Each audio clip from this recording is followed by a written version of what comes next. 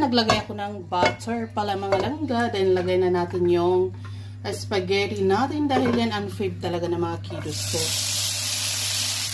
Hindi lang puro salsa yung tomato paste. Lagyan natin ng garlic powder. Then, yung konting pepper lang mga langga doon ang kids.